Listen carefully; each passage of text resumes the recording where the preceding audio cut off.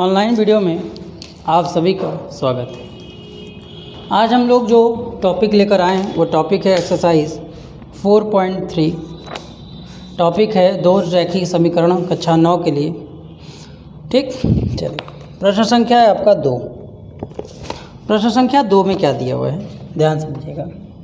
Exercise है आपका 4.3 और प्रश्न संख्या है आपका 2। प्रश्न संख्या 2 में क्या दिया है, यदि बिंदु 2 और 14 से होकर जाने वाली दो रेखाओं के समीकरण लिखिए। इस प्रकार की और कितनी रेखाएं हो सकती हैं और क्यों। देखिए सबसे पहली बात कि अगर हम कोई भी बिंदु हो, ध्यान समझिए, कोई भी बिंदु हो, इस बिंदु से अनंत रेखाएं जा सकती हैं। किसी भी बिंदु से अनंत रेखाएं जा सकती हैं, किसी भी बिंदु से अनंत रेखाएं हो जा सकती हैं। इसका मतलब दो हम रेखीय, जैसे मान लीजिए हम इसको बनाना है, मान लीजिए हम इसको बना रहे हैं x + y = 16। ठीक, एक हमने एक समीकरण बनाया, x + y की वैल्यू 16 है, मतलब 2, x का वैल्यू 2, 14। मतलब इस तरह से आप अगर वैल्यू बनाते हैं तो कोई लिमिट नहीं। जैसे मान लीजिए आपने रखा 3x - y बराबर, मान लीजिए x की वैल्यू को हम कितना मान ले रहे हैं, 3 × 6 = 18, 14 है ना, ये 14 है तो इसको हम 6 मान लें। 3 × 6 = 18, 18 में से 14 गया 4। तो कोई एक फिक्स नहीं है कि कितना बनेगा। आपको पता है कि एक बिंदु से कितनी रेखाएं जाती, अनंत जाती हैं।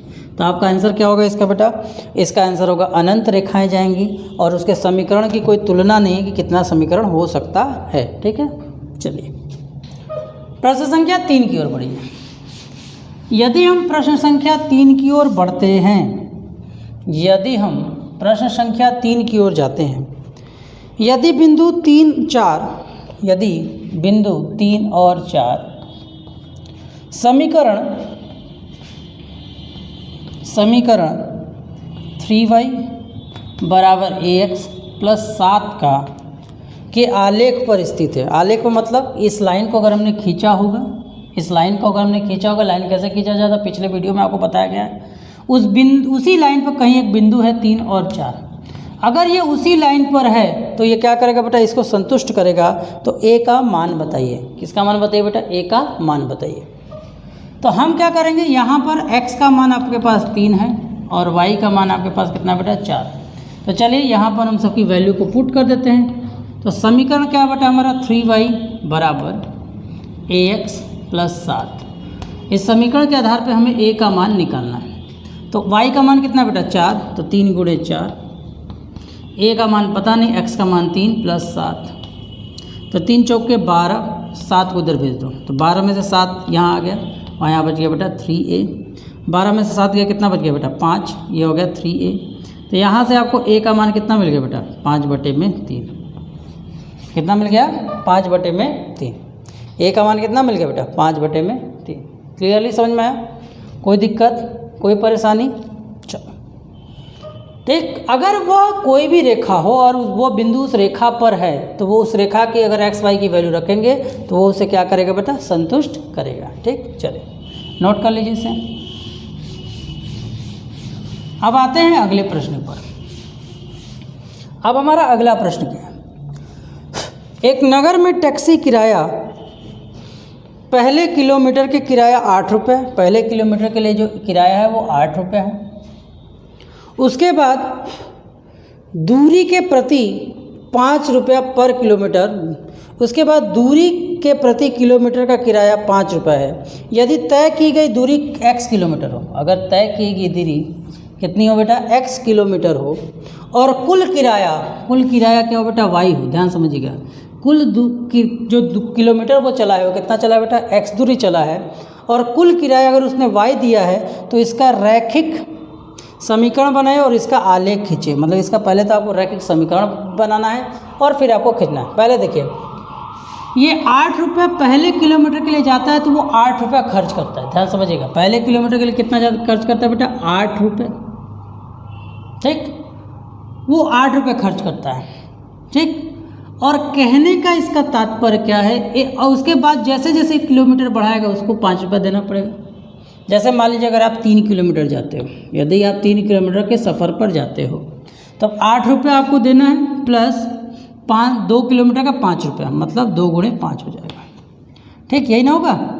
तो इसी तरह समझिए, अब आपसे क्या कह रहा है कि यदि तय की गई दूरी x किलोमीटर हो, अगर वो x किलोमीटर जा रहा है तो और कुल किराया y है, तो यदि वो x किलोमीटर गया, ध्यान समझिएगा, x किलोमीटर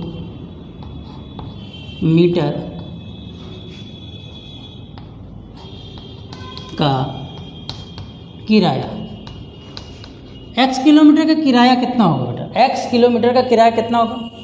तो पहले तो उसे देखो बेटा, अगर हमने कहा था 3 किलोमीटर था तो आपने 8 रुपये 1 किलोमीटर का हो गया था। उसके बाद का जितना क्या दिया था, 8 रुपया, क्या बोला है, तो पहले किलोमीटर का किराया 8, मतलब पहला 8 किलोमीटर है और बाकी किराया मतलब 3 किलोमीटर चला था तो हमने 2 गुणे किया था 5। उसी तरह अगर वो x मीटर गया है तो 8 रुपया तो उसको देना ही है, साथ में जो उसको पैसा देना है वो x - 1 देना है। नहीं समझे? नहीं समझ में आया। अगर मान लीजिए वो 10 किलोमीटर जाता तो उसे कितना पैसा देना होता? 10 किलोमीटर, पहला 8 रुपया 1 किलोमीटर का, बचा 9 किलोमीटर, 9 किलोमीटर के हिसाब से 5 रुपया, तो 8 रुपया और मानना 45, 45 टोटल किराया जोड़ दो। तो कहने का मतलब अगर वो x किलोमीटर जाता है तो 5 रुपये के हिसाब से उसको कितना देना पड़ेगा, x - 1, यहाँ हो गया 5, और उसका कुल किराया कितना बेटा, y, उसका कुल किराया कितना है बेटा, y, कुल किराया कितना है, y। तो अब हम अगर देखें तो यहाँ x हो जाएगा और यहाँ इसमें मल्टीप्लाई करेंगे तो कितना हो जाएगा बेटा, 5x - 5 बराबर y, ये कट जाएगा तो कितना हो जाएगा 3, तो आपके आगे आ गया बेटा 5x + 3 बराबर y। ये हमारा समीकरण बन गया किराए का। अब इसका किरण आरेख बनाना है, मतलब आपको इसका क्या बनाना है बेटा, आरेख बनाना है। आरेख बनाना हमने आपको वीडियो में सिखाया है, इसको आप ट्राई करें। कैसे बनाते हैं, सबसे पहले हम इसके 3 मान को सोचते हैं। 3 मान मतलब एक आपका x, 2 भी चलेगा, x और y 3 मान मानते हैं। मान लीजिए यदि हम x का मान 0 कर दें तो अगर ये 0 हो जाएगा तो y का मान कितना हो जाएगा बेटा, 3, x का मान 0 रख कर देखो। यदि हम x का मान -1 रख दें तो -1 रखने पर कितना हो जाएगा, -5 + 3 बराबर y, मतलब y का मान आ जाएगा -2। ठीक, यदि x का मान हम 1 रख दें तो y का मान कितना हो जाएगा बेटा, 8। तो इसी तरह से आपको क्या करना होगा, यहाँ पे वैल्यू रखकर 3 बिंदु बनाना होगा। 3 बिंदु मतलब 3 बिंदु से तात्पर्य क्या बेटा, 3 बिंदु से तात्पर्य है कि 0, y का मान, x का मान 0 और y का मान 3, मतलब कहीं यहाँ होगा ऊपर। इसी तरह करते करते y का मान -1 -2 और इसका यहाँ समथिंग यहाँ कहीं होगा पॉइंट। इसी तरह 1 8 करते करते ये लाइन कुछ ऐसे आपका निकल जाएगा। ठीक है, चलिए नोट कर लीजिए इसे।